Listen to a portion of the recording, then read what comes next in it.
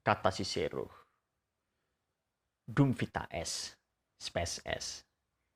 Di mana masih ada kehidupan, di situ ada harapan. Gunakanlah hikmat agar hidup lebih bermakna.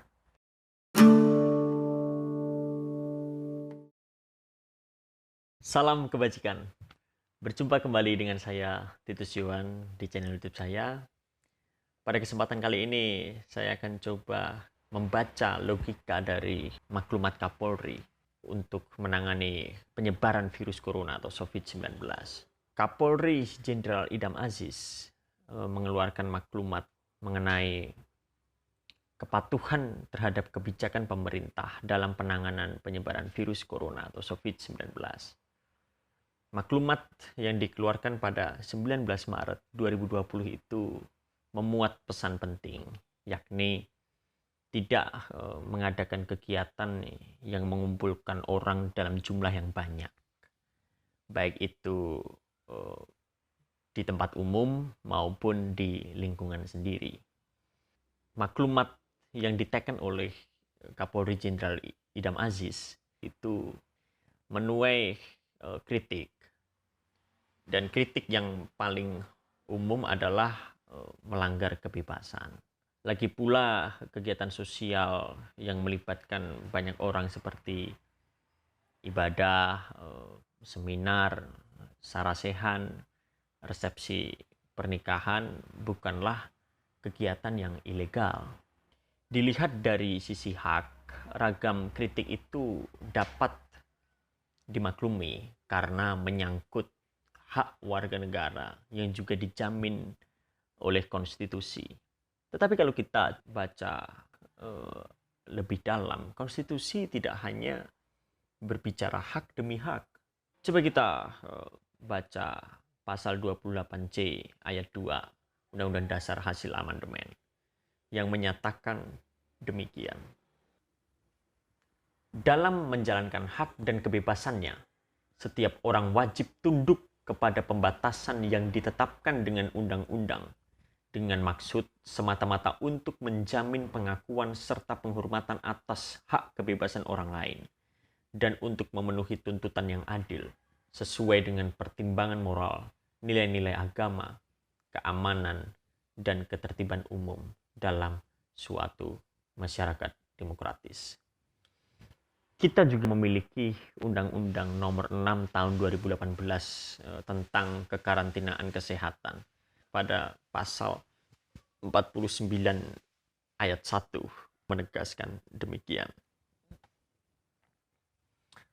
Dalam rangka melakukan tindakan mitigasi faktor risiko di wilayah pada situasi kedaruratan kesehatan masyarakat, dilakukan karantina rumah, karantina wilayah, karantina rumah sakit, atau pembatasan sosial berskala besar oleh pejabat karantina kesehatan. Semua jenis karantina tersebut adalah guna untuk mencegah dan mengendalikan penyebaran virus corona. Pasal 9 ayat 1. Setiap orang wajib mematuhi penyelenggaraan kekarantinaan kesehatan. Ayat 2-nya, setiap orang berkewajiban ikut serta dalam penyelenggaraan kekarantinaan kesehatan.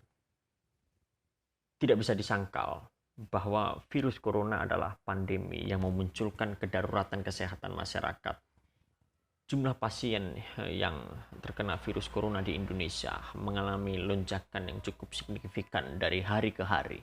Jumlah kenaikan yang terinfeksi virus corona ini lebih dari 500 kali lipat dalam 3 minggu terakhir. Sejak 2 pasien diumumkan pada 2 Maret terinfeksi virus corona.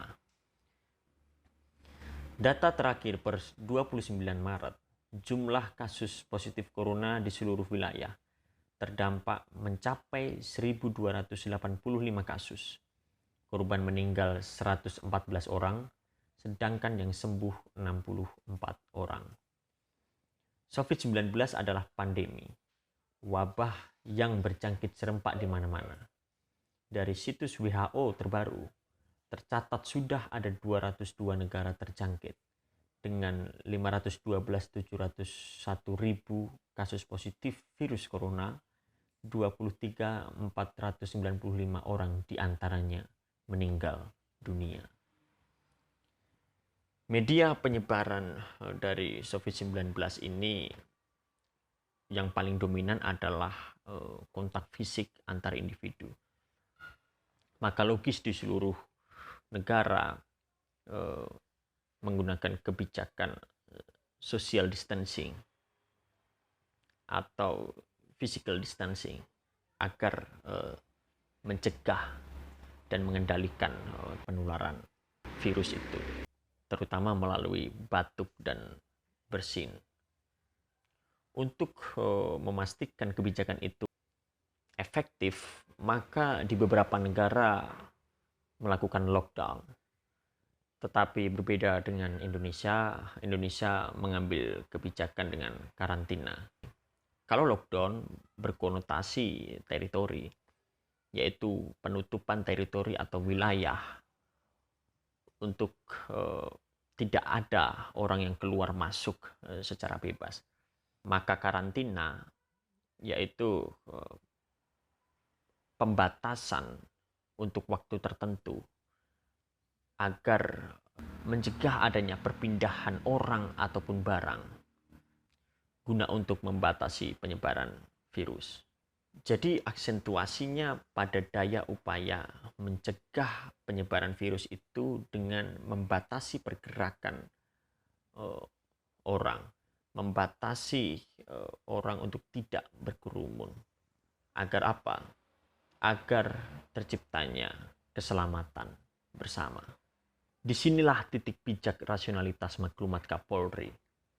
Karena maklumat Kapolri memiliki raison d'être atau alasan hadirnya, yaitu keselamatan bersama secara keseluruhan. Ada adagium salus populi suprema lex. Ungkapan Latin ini mengingatkan kita betapa pentingnya keselamatan bersama untuk kesejahteraan bersama pula. Nah, diktum itu pertama kali dicetuskan oleh Cicero, ahli hukum Romawi yang sangat dihormati dan disegani. Nah, menurut Cicero, hukum itu harus berorientasi pada kesejahteraan masyarakat. Nah, masyarakat di sini dilihat sebagai totalitas tatanan dari persekutuan masyarakat yang mempunyai tujuan akhir, yaitu kesejahteraan rakyat. Kesejahteraan bersama sebagai tata hubungan sosial mengandaikan suatu kesadaran dan kerinduannya akan keselamatan bersama. Oleh sebab itu, masyarakat harus ada tata internal dalam hubungannya antar bagian-bagiannya, yaitu individu sebagai bagian dari masyarakat dan masyarakat sebagai keseluruhannya. Nah, hukum termasuk maklumat Kapolri adalah bagian dari tata internal dimaksud dengan destinasi akhir keselamatan bersama. Sebagai catatan akhir, perlu dikemukakan 5 hal. Yang pertama, maklumat Kapolri efektif mencegah dan mengendalikan penyebaran virus corona atau COVID-19. Yang kedua, maklumat Kapolri dalam konteks kedaruratan, yaitu sebagai necessary evil yang perlu diambil. Dan yang ketiga, maklumat Kapolri efektif mencegah teroris-teroris yang mungkin akan memanfaatkan momen seperti ini untuk menyebarkan virus corona secara sistematis saat ada kumpulan banyak orang. Oleh karena itu kita harus mengantisipasi hal-hal yang seperti itu. Dan yang keempat, pasal-pasal pidana harus bersifat ultimum remedium atau jalan akhir. 5.